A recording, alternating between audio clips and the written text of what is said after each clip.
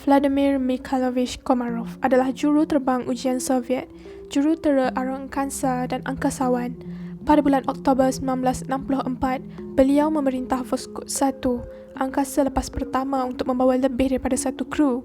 Beliau menjadi angkasawan Soviet yang pertama yang terbang di angkasa 2 kali apabila beliau dipilih sebagai juru terbang solo Soyuz pertama. Penerbangan ujian kru pertamanya. Kegagalan payung terjun menyebabkan kapsul Soyuznya terhempas ke tanah selepas masuk semula ke bumi pada 24 April 1967, menjadikannya manusia pertama yang mati dalam penerbangan angkasa lepas. Komarov adalah salah satu calon yang paling berpengalaman dan berkelayakan yang diterima ke dalam skuad angkasawan pertama yang dipilih pada tahun 1960.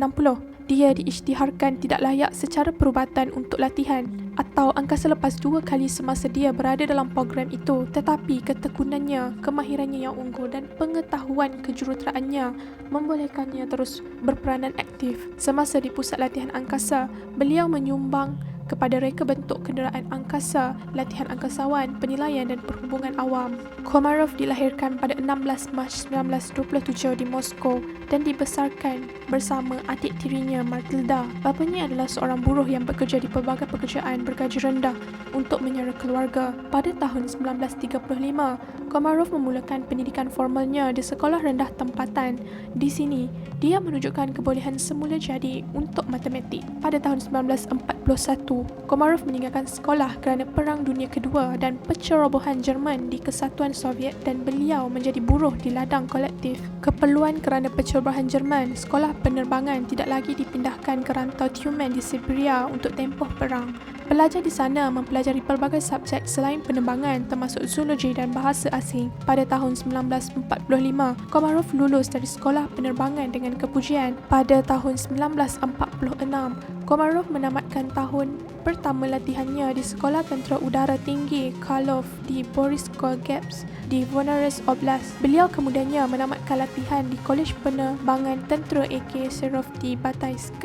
Ibu Komarov meninggal dunia pada tahun 1948, 7 bulan sebelum tamat pengajiannya pada 1949, di mana beliau menerima sayap juruterbang dan komisen sebagai Lieutenant dalam Tentera Udara Soviet. Pada Disember 1949, Komarov berkhidmat sebagai juruterbang pesawat pejuang dengan Regimen ke-383 Division Udara Pejuang Kaukasia Utara ke-42 yang berpusat di Grozny. Komarov berkahwin dengan Valentina Yakovlevna Kiselyova pada Oktober 1950. Beliau telah dinaikkan pangkat ke Lieutenant Muda pada tahun 1952 dan kemudiannya ditugaskan sebagai Ketua Juruterbang Regimen Penerbangan Pejuang ke-486 di bahagian udara Pejuang ke-279 di wilayah Prikarpat. Kemudian, dia mendaftar dalam kursus kejuruteraan di Akademi Kejuruteraan Tentera Udara Zhukovsky pada tahun 1959. Komarov telah dinaikkan pangkat sebagai jurutera Colonel Lieutenant. Kemudian pada tahun itu,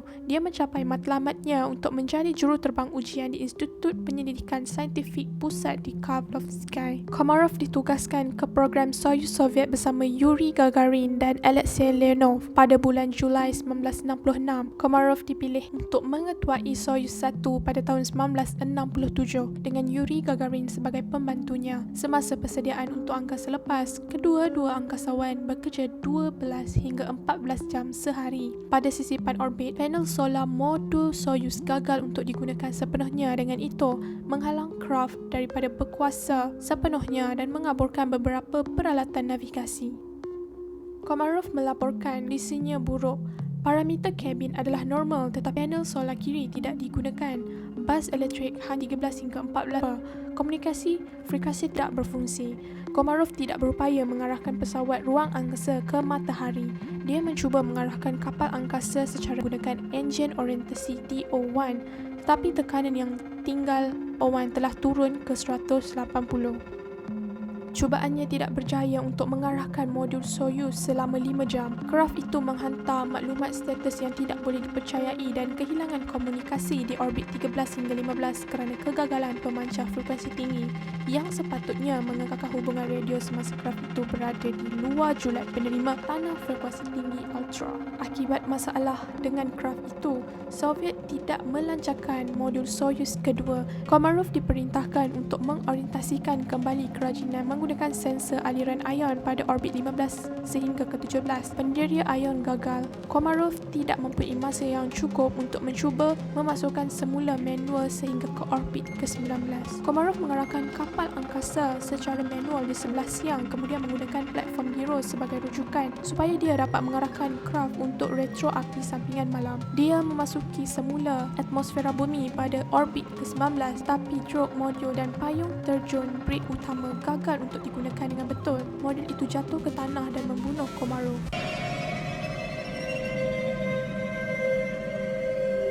Какими были правда? Связь с космонавтом перед посадкой была возможна только через антенны на стропах. Dalam buku hariannya, Nikolai Kamanin mencatatkan bahawa kapsul Soyuz 1 terhempas ke tanah pada 30 hingga 40 meter sesaat dan bahawa sisa-sisa badan Komarov adalah sekaligus tidak teratur 30 cm dan 80 cm panjang. Pada pukul 9.45, Kamanin mengiringi jenazah Komarov ke Aerodrome Ors 10 minit sebelum berlepas N-12 mendarat dengan Kuznetsov dan beberapa angkasawan. Pesawat Kamanin tiba di Moskow pada awal pagi keesokannya. Pesawat itu terpaksa dialihkan ke Sheremetyevo kerana semua lambangan terbang lain di sekitar Moskow ditutup untuk berlepas atau mendarat kerana cuaca. Pada 26 April 1967, Komarov diberi pengebumian di negara Moskow dan abunya dikebumikan di Kremlin Wall Necropolis di Red Square. Angkasawan Amerika meminta kerajaan Soviet untuk membenarkan wakilnya menghadiri tetapi dia tolak. Komarov telah dianugerahkan Order of Lenin kedua dan juga Wira Kesatuan Soviet pada 25 April 1968. Upacara peringatan telah diadakan untuk Komarov di lokasi kemalangan berhampiran Ors. Kamanin menyatakan dalam buku hariannya bahawa lebih daripada 10,000 orang hadir dalam upacara ini.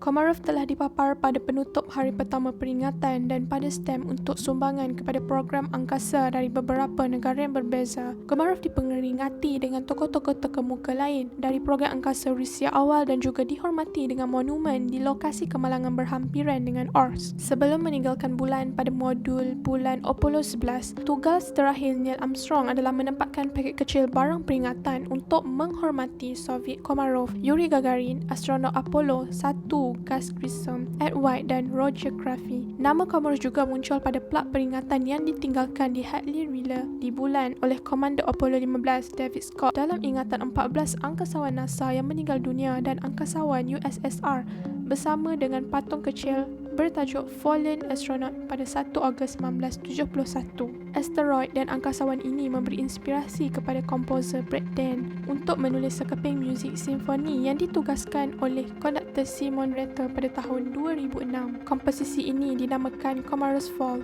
dan ia boleh didapati di album klasik Amy Simon Rattle, The Planet. Dahulunya terdapat sebuah kapal pengesanan satelit Soviet yang dinamakan untuk Komarov iaitu Cosmonaut Vladimir Komarov.